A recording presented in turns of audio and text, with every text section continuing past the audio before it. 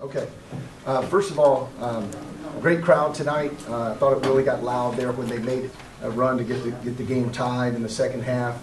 So after getting here with mechanical problems last night real late, we're just glad to get a win against this storied program.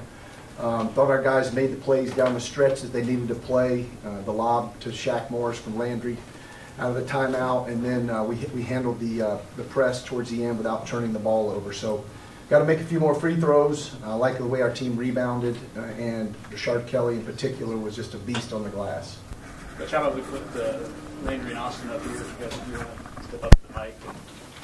To your left, Landry Shamet. To your right, Austin Reaves. Landry, can you just talk about the first American Athletic Conference game? Was it what you expected? What did you think of the atmosphere and obviously getting a win? Yeah, I expected UConn fans to be like they were, and they came out in big numbers and were really loud and passionate. It was a cool atmosphere to finally get into the conference play and get that first one out the way. Guys, as you answer, step up to the mic a little more. Guys, we appreciate that. Landry, did you have to say anything, or was anything said to the team when they pulled within one and tied it then late? You guys seemed to respond with a good look, or at least an open three when you needed it. I think we have just a really good resolve as a team. It's not always something needs to be said to get guys going. When adversity hits, usually we all kind of respond the same way and stick together and just try to make good plays to make up for it. Landry was there.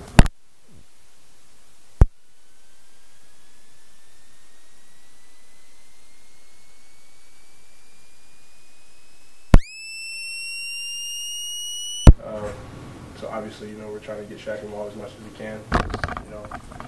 He can be a threat down there, and he did some damage there in the second half. Landry, what were you guys doing to get open looks from the perimeter? Just the way they were playing us in that zone. We went to just one of our breakdown offenses, and just tried to make smart reads and plays on the weak side to get guys like Connor and Reaves open looks, and luckily we knocked him down. Austin, you pick up 2 more charges today. It seems like you get more excited for those than you do 3-pointers. What is it about a charge that excites you more? It's one thing Coach really loves. We do charge drills all the time, and he takes pride in all the little things, and that's what us as players try to do to get more minutes and stuff like that. Austin, can you talk about your perimeter defense? I think they were 3 of 16 or something from the 3-point range. What did the team do? Were you conscious of 3-point shooting, or what was that? Yes, sir. We were conscious of the 3-point shooting. Coach Kyle had a great scout, scouted them to perfection. Whatever they did, we knew what was coming, and we knew their tendencies, which way they like to go, how they like to shoot it, and like I said, Coach Kyle had a great scout, and give him the credit. Austin, what did you think of the atmosphere compared to what you've been in the last few years in the Valley? Yeah, like Landry said, they come out in big numbers, and when it got, I think it was tied with I don't know how many minutes left, it got really loud, and we just got to stick as a team and get through those tough moments, and like we did tonight.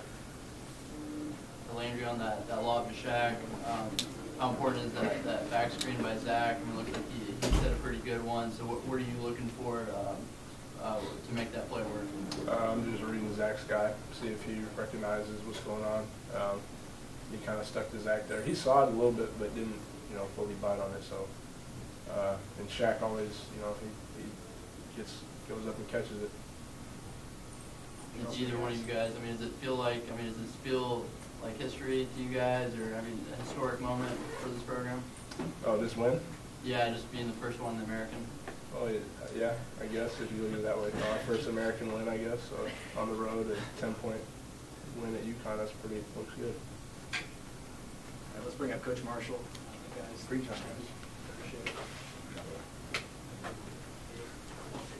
I think he was still thinking about the lob play. You didn't have a very good segue. Was it the lob play historic?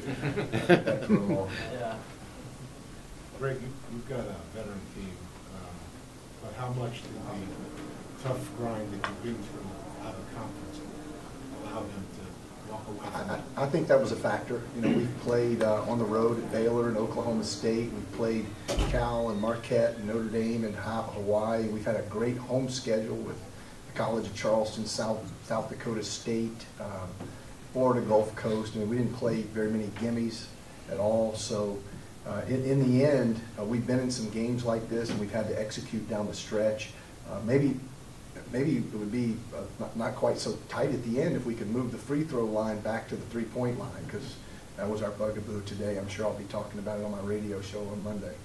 Were you surprised that they weren't fouling you more toward the end of the game? You know, I thought the game was very, very well officiated, big-time crew, and two very athletic, long, tough teams going at it. So I didn't realize that they were that far away from the bonus, and it kind of works against them when they need to foul and put us on the line, because it kept giving us new 30 seconds to run some clock. And other than missing free throws, we handled that very well.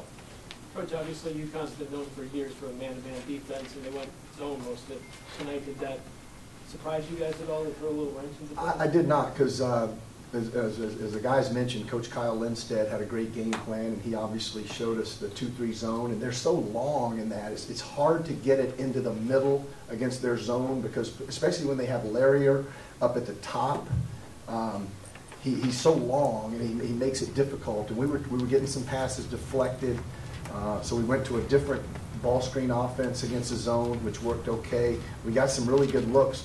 Three-point percentage was very good, and we missed some other open threes, but I was not shocked at all. In fact, I knew that they had the 1-3-1 where they put Anderson at the foul line. He faces towards the baseline, which is unusual, but it's been effective for him.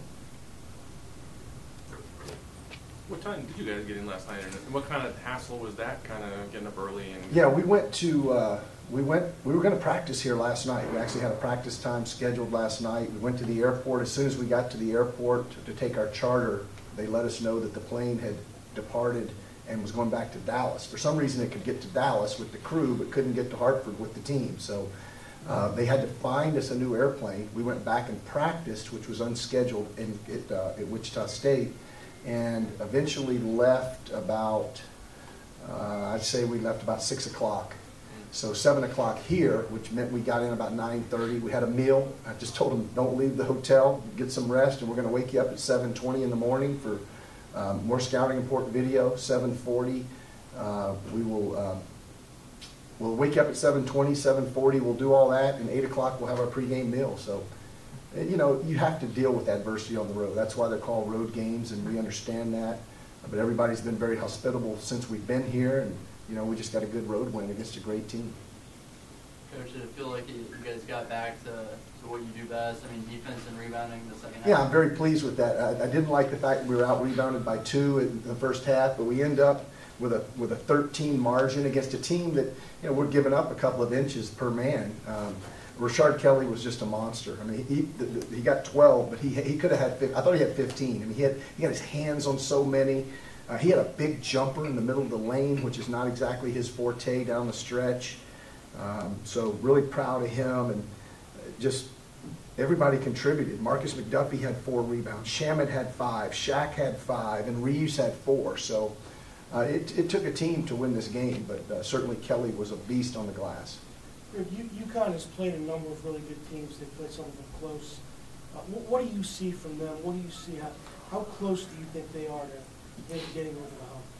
Well, they were close today. You know, it wasn't hardly a 10-point game all the way through until we stretched out to 10 or 11 there. Then they cut it back to 6, and it ended up at 10. But that was a good basketball game. 2 teams going at it really hard.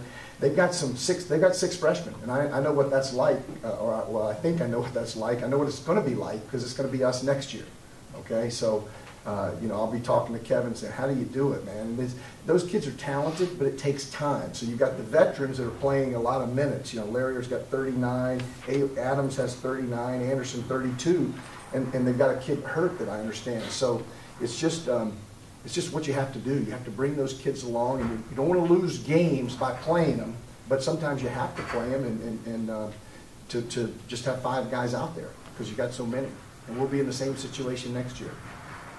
what made you go to Shaq after that timeout? I mean, he hadn't really done much before that, so what made you want to go to him? Well, we hadn't seen man-to-man. You know, it'd been mostly zone, as we mentioned, and we were running some sets early against the zone. We were getting the ball where we wanted, but we weren't finishing. So we just decided to go to our breakdown offense against the zone. But when they switched to man-to-man, I think we had, I don't know what the lead was. I haven't looked at the book, but it was a 5 or 6 point lead, and we knew that we probably could get them on that. We hadn't run that whole game, and so they hadn't seen that particular set, and we usually execute that very well. Zach set a great screen, as you mentioned. And I mean, like you said, I mean, it's a 2 to 5 point lead for most of the game. Then Landry hits a 3, and then I think Connor hits the 3.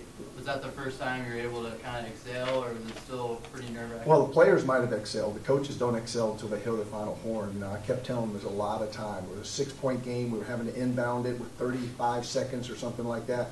A lot of things can happen. So you got to get the ball in bounds. You got to avoid the trap. You've got to handle, be strong in the trap. We used our timeouts wisely. And then knock down free throws. But we were terrible at the free throw line today. So I guess, you know, playing cat and mouse and not shooting the ball was probably the best thing for us to do at that point. This win at UConn, does it feel any different being the first American win? Or?